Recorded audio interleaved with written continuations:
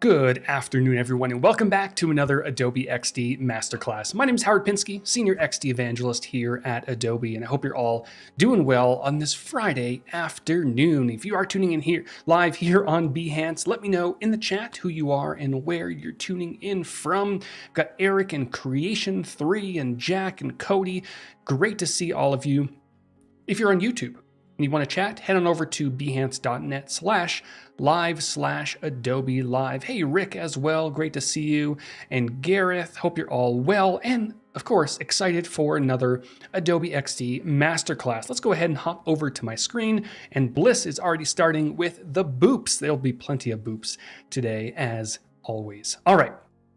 Earlier this week, I shared this screenshot of explorations I've been doing into a meditation style experience, specifically for mobile, at least at the moment. And then it'll expand into who knows what, desktop, tablet, watch, possibly. But I wanted to show the process because typically during these master classes and my daily challenges and many of the shots that I post on Dribbble and Behance, you rarely see the beginnings of some of this stuff. And some would argue that this is probably not even the beginning. There could be, paper on, or I was going to say paper on pen, but it's actually pen on paper or pencil on paper, right? Some start a lot more basic than this. But I want to show this because this is kind of what I go through when I start the process of coming up with an experience, specifically for these master classes. It's a lot of gray boxes and circles and ugly text. Sometimes I'll use Comic Sans just for the heck of it.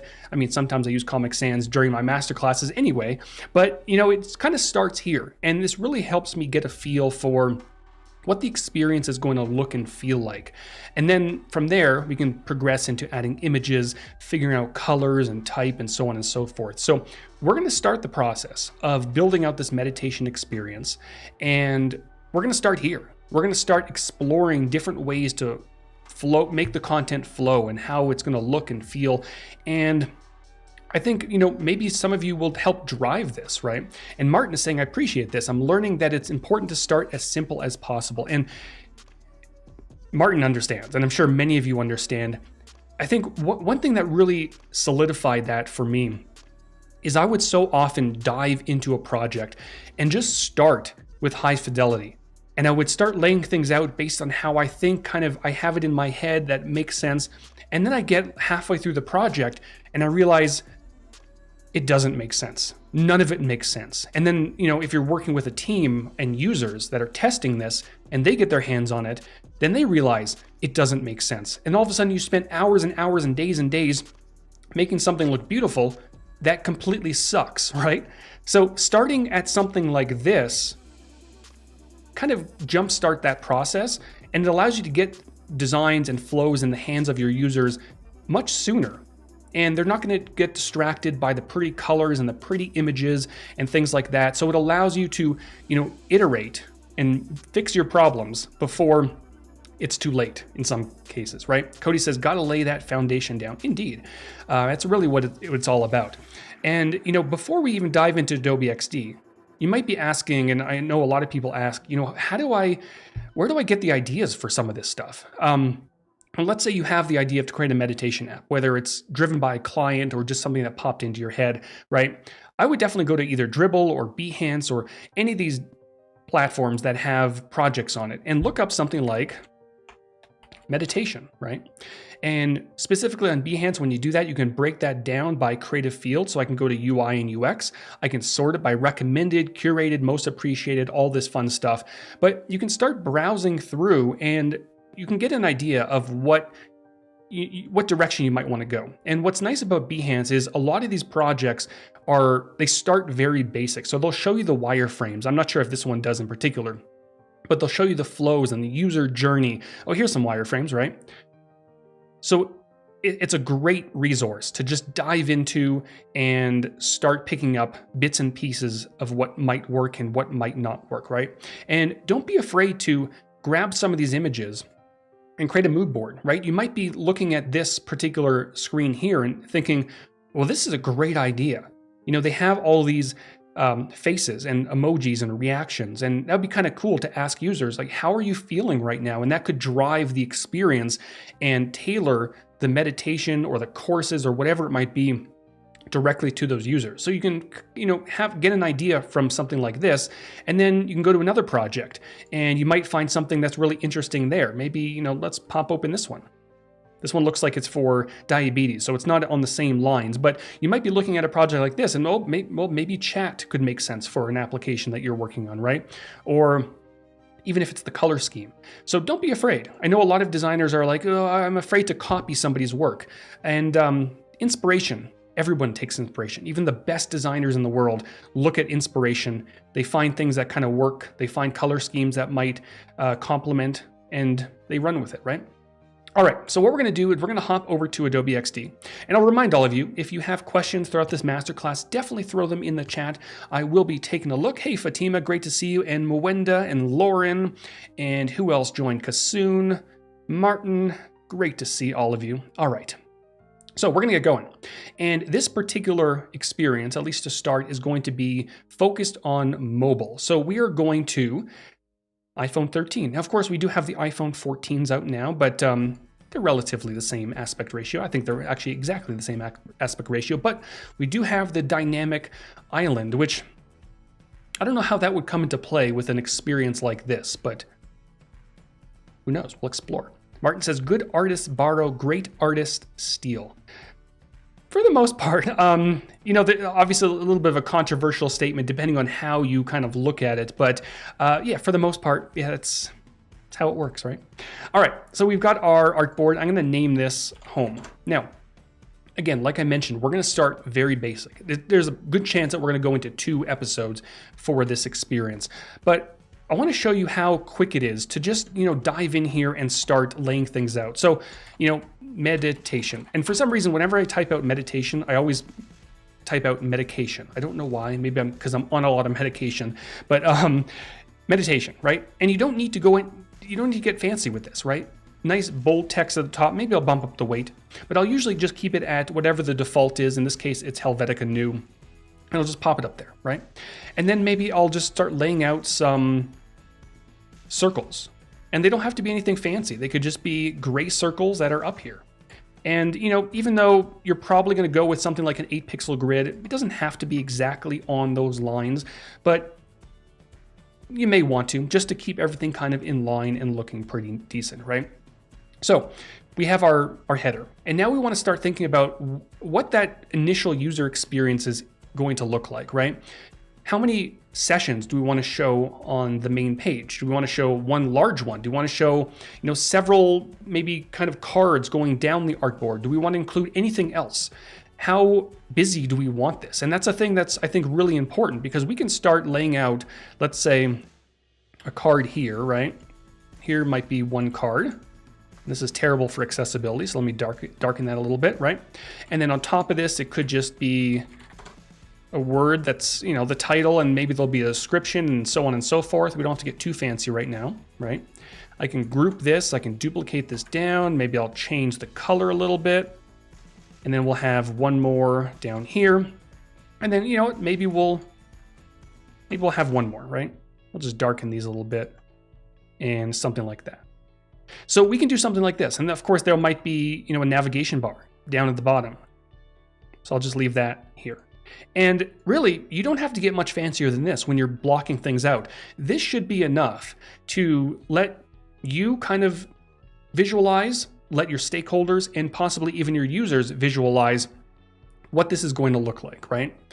And then you can start asking questions. And what I love about the beginning phases of a project like this, when you're blocking things out, is that the questions just hit you in the face, right?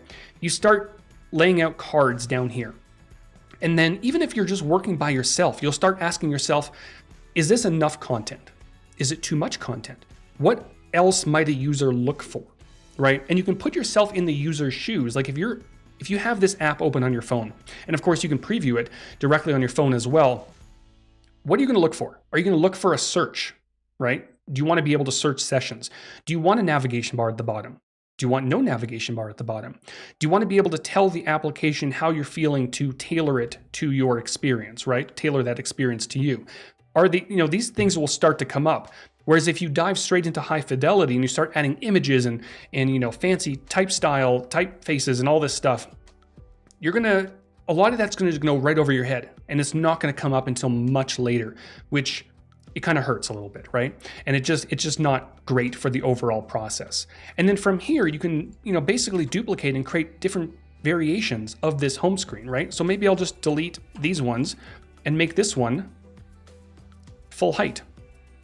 So there might be a featured session, right, when you open up the home screen, right? And then maybe you can, duplicate another one. Maybe I'll duplicate this one over here, and maybe we'll have one featured card at the top. And then we'll have, maybe I'll divide this one by 2, -8. Sample the color. Don't even have to get, if you want to, you could round out the corners a little bit. Completely understandable, but you can just leave it like this, right? Most people will not care too much about the rounded corners at this phase of a project, right? So you can do something like this, or to make your life even easier, repeat grid. Even though it's a little bit fancy, but it'll work, right? So you can have something like this. So you can have a bunch of cards going down the artboard. And you can see, even though I've been talking a lot during this part of the masterclass, you can see how fast this went. And, in 10 minutes or so, you can have a dozen or so artboards of different variations of this one screen, right? And then you can really step back, and you can, physically step back, or you can zoom out, and you can see what might work, what might be the best experience for a user, and then you can kind of go from there and make tweaks, and you can combine things, right? So if you wanted maybe this large featured at the top, but you also wanted some cards towards the bottom, you just combine it, right? All right, let's see. So Martin is saying, do you have certain spacing you use to account for notches and other doodads? I love that, doodads, on these various mobile devices. So if you're really concerned about the spacing and things like that, I would definitely download, if you go up to the file menu and then get UI kits, you'll be able to download the UI kits for iOS. I believe there's one for Android. I think there's one for Microsoft as well for Windows. And that has all the doodads as you're talking about. But for the most part, if you're working on an iPhone, let's say this is an iPhone 13, right? You have at the top, it's about 45 pixels or so. Maybe a little bit more, right? Somewhere about here, maybe 50 to 55, 56, something like that, right? That's where the notch is, that good old notch that we're so familiar with. Now, what I've noticed is that on the iPhone 14s, I don't know if you can see it here, just make sure it doesn't show my city or anything, right? I don't know if you can see it there. It's not going to focus. There we go. Right? So we've got the new dynamic island, and the dynamic island is actually a little bit lower than the notch. Not a lot, but it's a little bit lower. So it'll be something like, be rounded like this. It'll be in the center, and it'll be something like this in comparison to the notch, right? So there's a little bit more you have to accommodate for when it comes to the dynamic island, but it also gives you a lot more possibilities of what you can put up there. And we're going to talk more about the dynamic island in a future masterclass. So that's the notch at the top. Somewhere around 50 to 56 pixels to be safe, and then a little bit more for that dynamic island. And then down at the bottom, you've got the home indicator. Now, you don't have to worry too much about the home indicator, but you still have to realize that it's down there, and you don't want to put anything crucial below it that users are going to have to tap on, because that's kind of always there, and it's going to allow you to swipe up and go back home, right? Looks like you got the post office to deliver the phone to the... Yeah, so mine delivered properly. My wife's phone went to a completely different state where we used to live. And thankfully, it was actually on the truck for delivery. And the driver got the notification that it had to be halted. Basically the last minute. So it finally rerouted, and we have her phone as well. All right. So we have a few different screens, right? And I think we're going to do one more just to kind of show you how crazy you can potentially get with something like this. Because I think a lot of designers I've noticed, I don't want to say they obsess, but sometimes they obsess about getting too much information on a screen at a single time. And you'll see this a lot in some mobile experiences, but definitely websites. They will put as much information, and they'll cram the line height together. They'll just, squeeze everything. You'll have a banner, a little bit of a banner, and then barely any spacing, and then you'll have just all this information down there. And sometimes it becomes too much. And that's another reason why, blocking things out like this is so important, right? So for here, we might want that. We might want this down here. Maybe we'll just have a few of these lines, right? Move this down. Maybe we'll have the session down here. And then at the top, we might want maybe a search box. Because you can imagine a user who might be going into an app like this. Maybe they have a very specific meditation course in mind, or an author, or speaker, or something, right? Maybe they can even search emotions, how they're feeling up here at the top. So this might be search. And I'll talk about other ways you can display search in just a moment. You might have here, how are you feeling? You might have a quick question if you find that your users are looking for something like this. And then there might be maybe some emojis, right? So you might have something like this, maybe a repeat grid. You might have maybe 5 emojis going across, right? Something like that. And then you might have a featured session here, and then you might have some additional sessions going down. And of course that, let me change the color of this, the navigation bar down at the bottom. So you're starting to get a little bit crammed already, right? And when you do get to a point like this where you're adding all this information in here, one thing I would definitely recommend, even though it could be looked at as on the fancier side or whatever it might be, use a stack. It definitely helps. So I'm going to just group all this information, Command and Control G. And over within the Properties Inspector, I'm going to turn a stack on. It's going to automatically give me a vertical stack because all the content's kind of flowing down the artboard. And what's nice is I can dive in here. And let's say I wanted to, let me actually duplicate this, just to show you the difference. So this one's going to have the stack. This one will not have the stack. So in here, let's say, for example, you wanted to, maybe based on user feedback, maybe they like the emojis, right? But they also want maybe some common tags. So right above this featured session, they might want to see things like filters for all and meditation, sleep, and maybe focus, anxiety, that sort of thing, right? So what you would typically have to do is, grab this, maybe move it down a little bit, start adding your little tags, right? This will be one tag. You might have another tag over here. And then if you want to adjust the spacing again, you'd have to grab this stuff and kind of move it around and finesse it into the place. But what's great about stacks, if I delete this and move this back over, is that all you have to do here is just dive in here, grab your rectangle, and draw, right? It's going to automatically resize everything for you and, push everything down. So I can very easily create this tag. I can round out the corners if I wanted to. I can also hover in between and adjust the spacing. So let's say I wanted 24 pixels, something like that, right? I can easily do that. And you can also have a stack inside of a stack. So if I group this, I guess it will be a tag eventually, Command and Control G. I can turn another stack on. This one's going to be a horizontal stack. I can dive in and just start duplicating. Of course, you can use a repeat grid as well. But what's nice about stacks is, let's say this is a certain stack that might say sleep for example. I can just move it around and just shift the position, right? So it's super cool, and definitely use stacks as you need to. Rob says, question for Howard. Where'd it go? I would love to chat with Adobe rep about our company's training. Okay, so that's definitely a question that maybe Cody can get some information to you about that. And yeah. All right, so we've gone through and we have added a lot of information. So, we've gone from this, I would say actually probably this is probably our most basic, right over here. We have a little bit basic over on this side here, just a few cards going down. Then we started to add a few additional cards in terms of, smaller blocks. And then we just exploded everything all over the place with this screen here. And this is going to really start those conversations. If you get these screens, these 4 screens, in the hands of your stakeholders and your users, and you just have them talk about their thoughts, right? You're going to get so much information from those users. And what I try to do whenever I'm in a user testing scenario, I try to give the users as little information as possible because I don't want to guide them. I don't want to sit there and ask them, do you want the search at the top? Do you like these emojis? Do you like these cards? I just want to give them the screens and ask them, very similar to what this says, how are you feeling about this screen? Will you understand it? Does it make sense? Do you understand, just lay it all on me, right? And then if they don't understand something, then you can go back and make some changes, right? Maybe they're going to feel that this search bar at the top is taking up too much room, right? Maybe they don't search as much as you think because maybe there is enough information down below. So in that case, you might just want to delete the search bar, and you notice stacks automatically, right? And maybe this up here will end up being search. Or maybe there'll be a search icon on the navigation bar down at the bottom, right?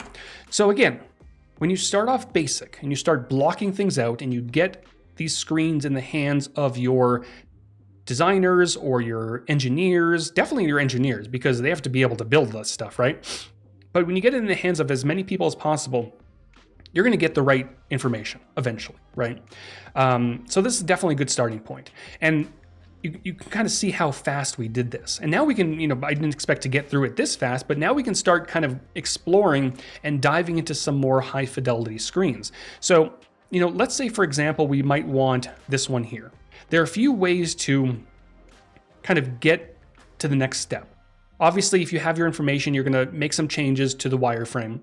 And then you might want to start, making it look a little bit pretty. Of course, you can go through a design system, build up some colors, experiment with typography, but I'm going to go ahead and create a new artboard, and we're going to basically replicate. Let me delete this one.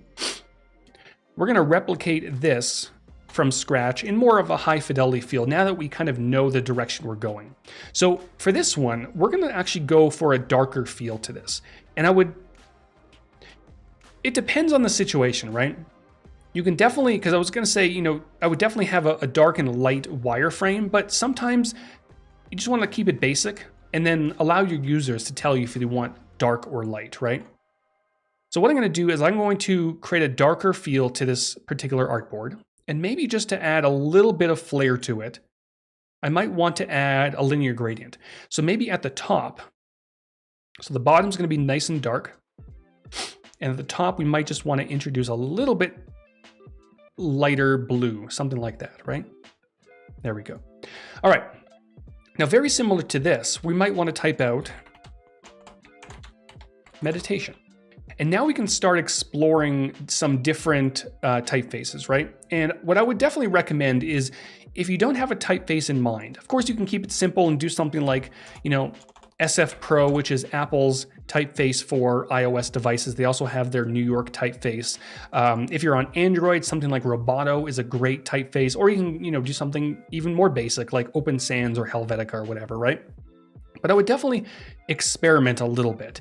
And I would hop over to Adobe Fonts and hop into all fonts.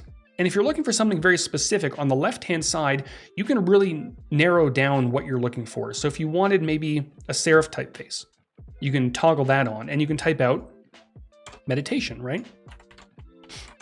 And then you can see a preview of all the different typefaces that fall into that category, right? And you can, add, let's say, luxury to this. I probably wouldn't use luxury for something like this, but you can definitely do that, right?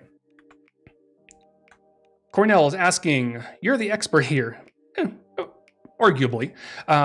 Sometimes I feel like I'm just not. So do you make pen and paper wireframes before starting to create and design in XD or other software? I personally typically don't. It's just, I feel that it slows me down a little bit. It's definitely going to be different for every person. Actually, in this Twitter thread, I think it was, where I posted, one of my good friends, Dee Sadler, she actually talks exactly about that, about, sketching things out on paper first. And that may work incredible for her, and it may work incredible for many of you. But for me personally, I just find that maybe it's because I haven't used pen and paper as much as I used to. I feel it slows me down a little bit.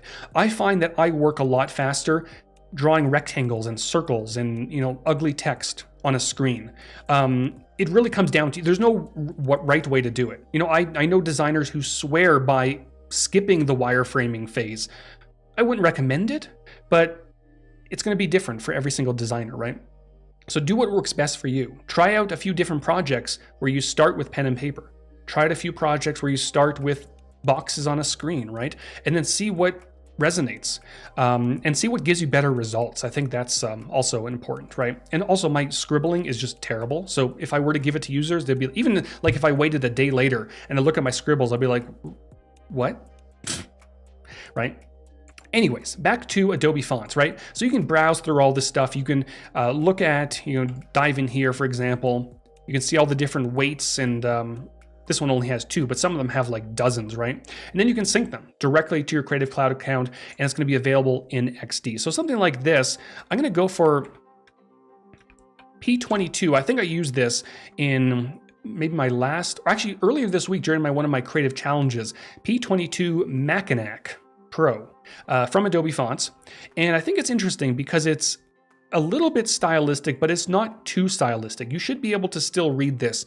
If you launch the preview, you should be able to read that it says meditation up there, right? And that's one thing you have to be very cognizant of, is that you want to be able to read everything on the screen. So definitely, grab your phone, sync the prototype over, or plug it directly into your computer so you can preview it in real time, and make sure that it's all readable. Because you can go for something like belly display, right? Which isn't drastically different, but also when you make it a little bit smaller, it starts to become very difficult to read, right? So something like this typeface could work, and if I bump this up to even more, to maybe 24, right? Position it somewhere about here, that looks pretty good. Now, is that too large? Is that too small? A lot of it's going to depend on the other content below it, right? I'm also going to make a few changes to the way this is laid out, but I'll get to that in a second. I'm going to drag out some guides, about 24 from each side. You can use your grid system as well. Maybe I'm going to move this over to the left. And then on the right-hand side, I'm going to add just a placeholder for now. Maybe it'll be a user profile, for example. But of course, you can always change this later. So I might want to hop into my document assets, over to my Creative Cloud libraries, maybe toy faces. And I'll just grab one of these toy faces and boop, pop it in there. Beautiful. All right, now down below, we're going to want our search field. So I'll just drag out a search field like this, maybe a little bit bigger, maybe about 40. We'll see what that looks like. I might want to round out the corners a little bit. I don't want to go too crazy with these corners. So somewhere around 8 could work. Now we want to make sure that the majority of the corner radiuses on this screen should be relatively consistent, right? So you don't want your search field to be 8 and then the images down below to be 16 or 4. You can fluctuate a little bit depending on the element, but for the most part, try to keep it pretty consistent, right? And then in terms of the styling, we don't want this search field to stand out too much. So I'm going to maybe make it nice and dark, add a little bit of a border on the outside. Something like that. Now this alone, if I were to just leave it at this would not pass any sort of accessibility, right? So it's going to be very important that the content on the inside is readable, right? So we're going to start off with an icon. I'm going to hop over to my plugins, which is right down here at the bottom left-hand corner. And I do have the Icons for Design plugin installed. And I'll just type out search. And there's a great search icon from Feather. I love this icon. It's weird when you're a designer, when you absolutely love a search icon over other search icons. Most people look at this and be like, well, it's a circle and a stem. What are you even talking about? But there's something about this particular search icon from Feather. It's just very soothing. I don't know what it is, right? I'm weird. We're all weird, right? And then beside it, search. Make this nice and small. And then we're going to definitely want to left align it. And we can type out something like search sessions. Wow. Sessions. There we go. Music and more. Now I think that the text here is probably way too thick, right? We definitely don't need extra bold. So something like either bold, possibly, or even medium. I wouldn't go lower than medium. I think medium could work for this particular case. Maybe even bold, but I think this looks pretty good. And now we have our search field, right? And depending on how deep you want to get with the functionality on the screen, especially with search, you can put another icon over here to the right that's maybe filters or whatever it might be, right? But that we can definitely get there later. All right, so I'm gonna go ahead and group this. I'll call this search. And at this point, because I know all the content is gonna start flowing down, I can now start putting this into a group right from the get-go, right? So I'm gonna place this into a group. I'll just call this content, doesn't matter what you name it. And then I'll turn a stack on, making sure it's going vertically down. That way, I can start adding in additional elements and it's just gonna automatically bump down. Or if I, dive in here and duplicate, it's gonna bump down as well. Now, on the next line, we might want to add in the how are you feeling section. So I'm gonna click, how are you feeling? There we go. And I think we definitely want this to be, somewhat large, but we may not want it to be too large because then it's going to take up way too much space. So let's try something like 24. We'll see what that looks like. I'm definitely going to center it. And I might want to bold this a little bit. And this might be too large, but as we start adding in the other content, actually it's not too bad. I think that could potentially work. And then down below, we're going to want our emojis. Now, if I hop over to Finder for a moment, I do have in here, I have this set of emojis that I licensed from Adobe stock. And if you don't have stock imagery at your disposal, if you do go to stock.adobe.com, there is a free section right at the top where you can search for something like emojis or reactions or faces or all sorts of different things, right? And there's 636 results, free results for emojis here, and you can grab any of these, use them freely in your projects, right? Some of them you can just grab the entire thing and just pop it directly in your screen. But you can definitely, take bits and pieces, and many of these are vector. So you can use them, you can make them larger, change colors, all sorts of different things, right? And I can open this directly in Adobe XD. There we go. Now this one in particular did not render properly. There might be some sort of interesting gradient that XD doesn't support, but what I can do is I can dive in here and grab, let's say, these ones. Maybe I'll want 5 of them, copy, and then simply paste them. Now, you're noticing what happened here. They're all kind of staggered going down the artboard. And you might be wondering what is going on. And that's because I pasted the individual emojis into a vertical stack. So it's actually doing more or less what it should be doing, right? It placed all of the different layers, or groups in this case, on a separate line, but it's not what I want it to do. So in this case, what I'm gonna do is I'm going to simply group this. This will be called feeling. And then inside of this group, I'm gonna paste. And that will allow me to paste everything as it was, right? Ooh, Martin says I forgot the requisite boop on paste there. Hold on. Back. Let me redo this. Let's pretend it didn't happen.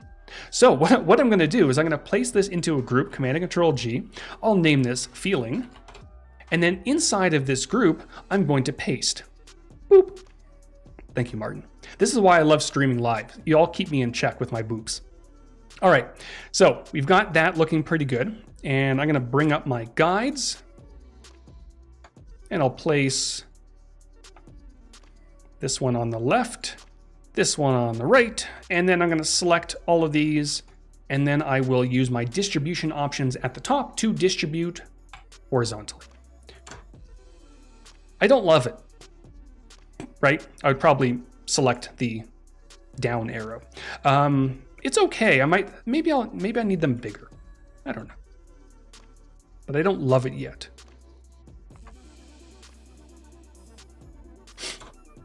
That's a little bit better. Now, one thing that you might want to keep in mind, and this is more of like a psychology thing, but whenever you're dealing with an application that focuses on feelings or health or medicine or things of that nature, you want to try, and this isn't always the case, but you want to try to stay away from bright reds, because in many cases, bright reds will induce anger. And especially if you're working on an application that is in the medical field, that, where users might be potentially suicidal or might be going through some very heavy times in their life. Seeing red could actually increase those feelings. And that's certainly not something you want to do, right? So you want to keep that in mind for some applications to kind of stay away from red. So in this case, this red down, thumbs down, I would probably change, even just switching it over to something like a purple or a pink, right?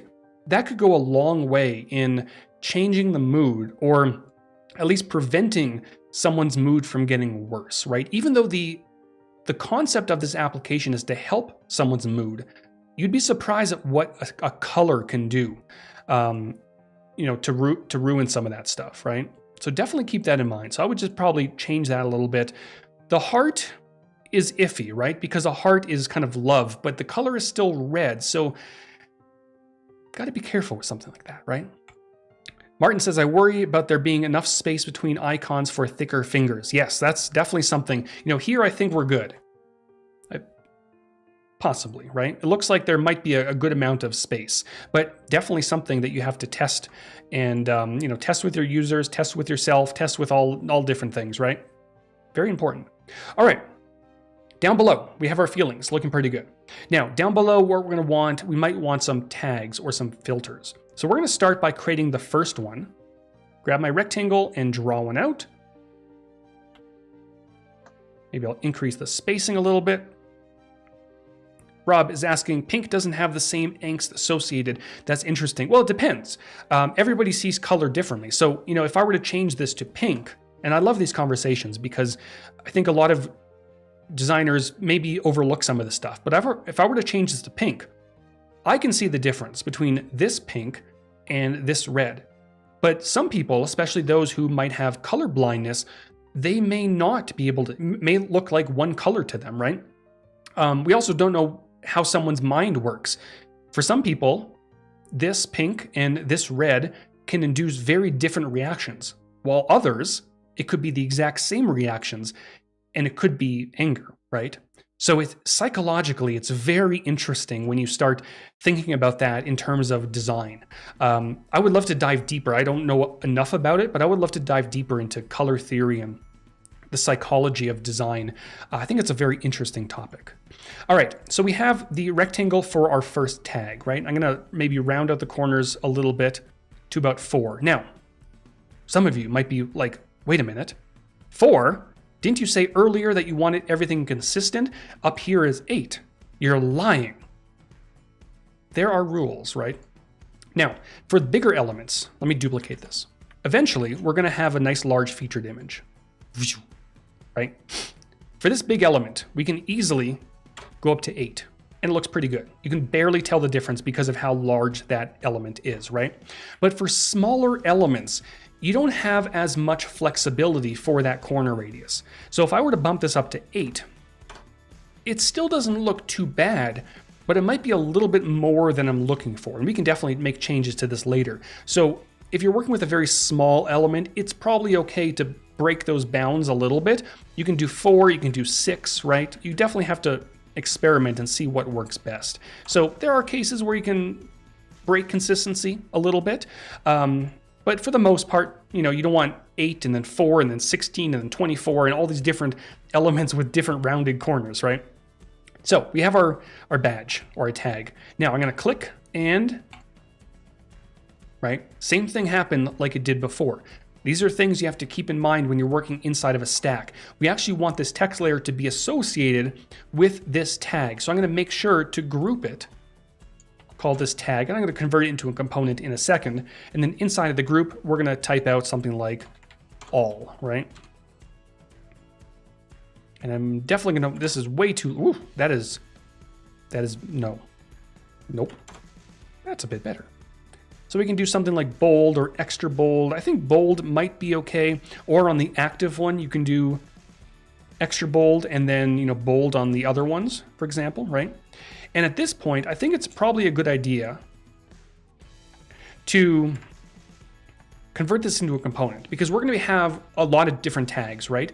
And we're going to probably be using them on different screens. We want to make sure they're all kept up to date. So I'm going to select this tag within my layers panel and turn it into a component, Command and Control K, or you can do that within the properties inspector, the plus button, in your document assets, lots of different ways. And knowing I'm also going to have tags at different lengths based on the text inside of it, I'm going to turn padding on, just like that. Now, another thing I know is that we're going to have an active tag and inactive tags. So right now, all is going to show everything, but there might be a tag just for sleep sessions, right? So what we might want to do is create as a state over within the properties inspector are inactive, right?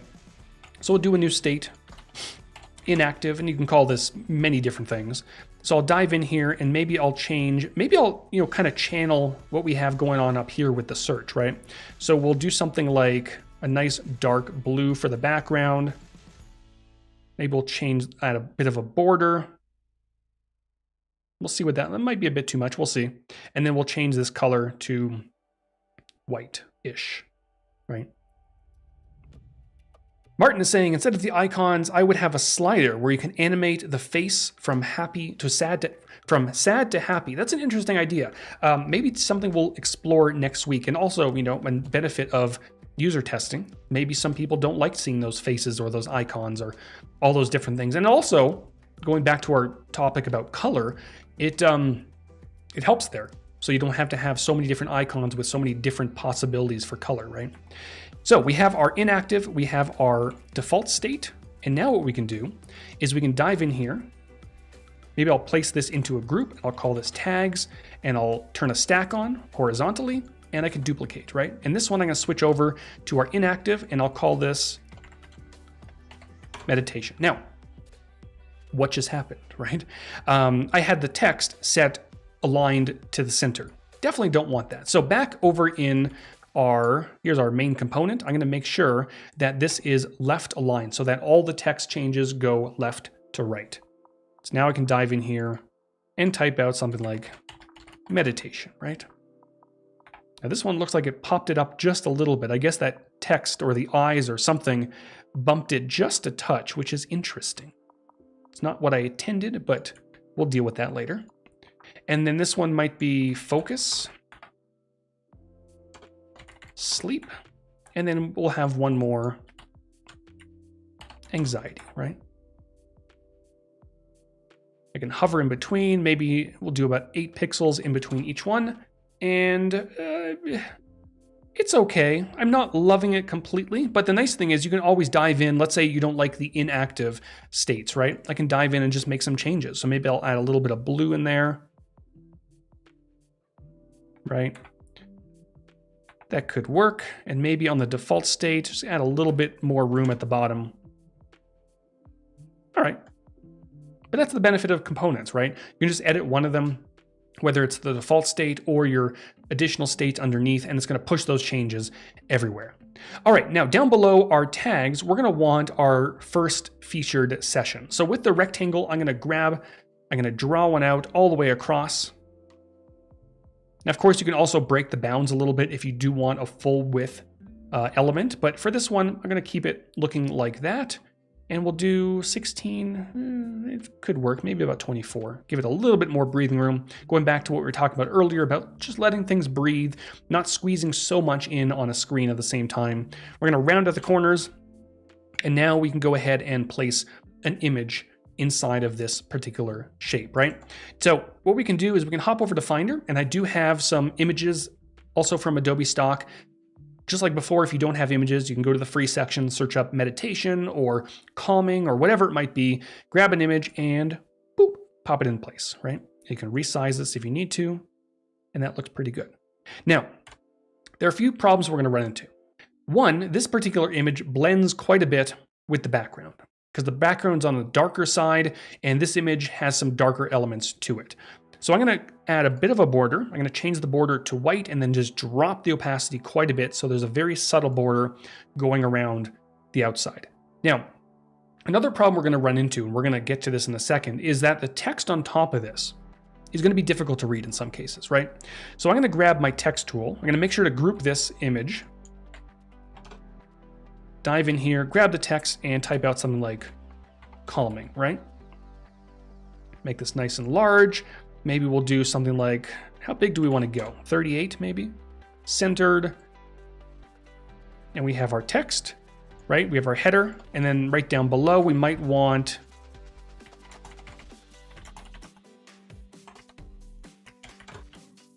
a bit of a description. We'll make that quite a bit smaller. Maybe I'll bump the weight down a little bit as well, right? And then we might also want a button so you can very quickly start listening. Maybe I'll round out the corners completely for this particular button. Color-wise, there's a lot of different ways you can go for this, something like this. We're gonna choose a nice, something like this. We're gonna try this. It's an interesting color, right? And then start listening. Now for this button in particular, right? We have this greenish color in the background. I'm gonna group this, call this button. I can also turn it into a component with the Command and Control K. I'll turn padding on for this just so that I can very easily, make some changes, maybe on the, let's say 16 and 16, right? I think we need a little bit more on the top. Let's get in there. But accessibility-wise, this will not pass. The white text on top of this green button, probably not going to work. Now, if you do something like, a bright blue, something like this, you can probably get away with that white text. But looking at the background, the blue is, it's just not working, right? So I think the green is an interesting option, especially against that darker background. But for the text, even though we're using white text up here, which we're going to get to in a second, we're going to want probably something on the darker side. So I'm going to switch it over to somewhere in the green range and then just add, just go dark, right? With a little bit of green in there, something along these lines, right? And that should definitely pass accessibility for the most part, right? And then maybe above, we might want, 2 quick tags. Maybe this one will say free. Something like that. Maybe we don't need caps. Maybe we'll just do free. I'm gonna bump this down. Something like that. And then, we'll probably want padding turned on as well. Boop. Whoa. Duplicate, and this might say calming. Group and tags. All right. So we're getting somewhere, right? But we also obviously have a little bit of problem. So, in some of this image, we can very easily read some of this text. And maybe very easily is a bit of a understatement or an overstatement. But in some parts, the text is very difficult to read, right? So what we might want to do is want to add a little bit more separation between the background image and the text over top of it. Because you remember, there's no hover on mobile. So you can't just move your cursor over top of an image and have, better visibility, right? So what we're going to do is I'm going to duplicate this image and I'm going to change this over to, let's say, a linear gradient. And maybe at the top, we'll do very similar to the background. We'll do a little bit of a lighter blue, and then towards the bottom, we'll do darker, right? And then we can experiment with either our blend modes or our opacity. So you can do something like soft light for the blend mode, which probably is not going to work. So I think something like maybe just dropping the opacity to about maybe 75. And then you can definitely start experimenting more with the actual colors. But you can kind of see if I turn it on and off, that visibility is a lot easier, right? So you can read some of that text. It all kind of comes down to how much of the image in the background do you want to see, right? So you might want to maybe move some of this stuff down towards the bottom, maybe grab the image, move this up a little bit so that you can see some of the focus of the image, right? And then on the overlay, maybe drop the opacity on the top. So you still have a little bit of that effect towards the bottom where it's a bit darker and a little bit easier to see, right? Mallory is saying, just joining, how do you go between the prototype and the design? Is that a shortcut key? Oh, so prototype right here at the top, you have your design and you have prototype. There's also the, what is that, the option? I think it's option 1 and then option 2 goes from, but if you're asking, I think I just realized what you're asking. You might be asking about this, launching the preview window, and that would be Command or Control and then Enter on your keyboard. All right. So that's looking not too bad. I would definitely make some additional changes to it. Maybe at the top, add a little bit more blue, maybe. But for the most part, not too bad, right? And then down below, we might want some additional cards. So making sure I'm inside of that group. I'll drag 1 across, and I do this all the time, and I'll just divide by 2 and then -8, which is going to allow me to have 2 of these cards going perfectly across with about 16 pixels in between each one, right? And I'll round up the corners a little bit.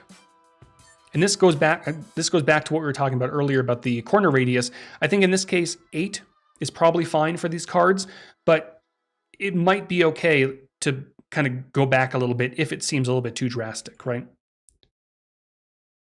There we go. And I might want maybe 2 going across and maybe, 2 or 4 going down. And this is a great opportunity to use the repeat grid. So I'm going to go ahead and press the repeat grid button at the top. Boop. And then, ooh, my mouse is going all over the place. I will drag one out. 16 in between. And then we'll drag out 2 rows going down, making sure we also have 16. And one of my favorite things about using a repeat grid is not only do the cells all stay up to date if you make changes. So if I, make changes to red or change the corner radius, it all makes changes. However, if you have a bunch of images you want to use, if I hop over to Finder and let's grab some images, I don't know, this one, and how many do I have? 1, 2, 3, 4, 5, 6. 1, 2, 3, 4, 5, 6, right? So I've got all these images and whoop, there we go. Now we have some images. And I can dive in here and maybe add a border just like we did before, about 8%. And there we go, right? Fancy, looking pretty good. So we've made some decent progress. I think one more thing that we're gonna do before we wrap things up is we are going to add a very basic navigation bar towards the bottom, and then maybe next week we will expand on that amongst other things. So I'm going to grab my rectangle tool and draw one out somewhere in this range here. Now, going back to what we were talking about earlier about the home indicator at the bottom, you do have to keep in mind that it's down there, right? It's somewhere in this range here. It's actually closer to the bottom of the screen than you might realize, but it's right about there, right? So you want to make sure that nothing, especially navigation bar icons, is down there that a user will have to click on. Now, styling-wise for this navigation bar, we have a very dark feel to this application. So the last thing we want is to have this blaring navigation bar that's going to hit you in your face when you open this up at 3 in the morning and you just want to fall asleep, right? So we're going to dark. It could work, right? But it could also blend in a little bit, which isn't the worst thing in the world, but maybe add a little bit of fancy flair using a background blur. Now, I talk about background blurs a lot, not just because I'm obsessed with them, but because they do come with challenges, right? You don't want something like this. You don't want that. Because eventually you're gonna add some content on top of this, right? You're gonna add an icon, you're gonna add a text layer possibly, right? And it's just going to be very difficult to see some of this information if the blur is looking the way it is, right? So when you're dealing with a background blur where you have content on top of it that needs to be digested, not by eating, right? Just never mind. You want to make sure the blur is not only maxed out, but you also want to make sure that the color is in a nice place. So I might want to drop the brightness to 0 and then possibly grab the effect opacity right down to the bottom and increase that quite a bit, right? So you're noticing we have a very subtle background blur that's still allowing some of the colors behind it to seep on in. And what's nice is if I go ahead and just for a moment, I'm going to group and fix position and I'm going to increase the size of this artboard, right? And you're noticing as I'm scrolling, we have a very subtle, right down here, right? We have a very subtle background blur that updates in real time, and it just has this very pleasing, calming experience. So you want to make sure that, you know, it remains that way and doesn't kind of get too crazy. And you want to make sure that everything on top of it is easy to read and easy to see, right? Now, next week, we will touch on the icons. We're going to figure out what icons work best down here. Maybe I'll put a bit of a border or an inner shadow on the top of this. Drop this down to 0, maybe about 1, something like that, just so that there's a little bit of a border, right? Very subtle, but it does help that separation just so that things don't get, you know, blended in too much. But anyways, that's pretty much going to wrap things up for today. We started off today by exploring some wireframes. We just blocked out a few different options for this home screen of the, I almost said medication again, the meditation application. And then we moved on to adding some content. Next week, we're going to obviously, you know, continue on this screen, but what I do want to showcase is adding videos to really supercharge experiences like this. We're going to add videos, we're going to add audio. It's going to be a good time. Then we're going to, of course, add some interactions and who knows what. I'd love to hear your thoughts. Definitely shoot me some tweets on Twitter at Pinsky. And until then, actually, I'm going to be back in just a few hours with the XD Daily Challenge. But until then, I will see you all next time. Thanks, everyone.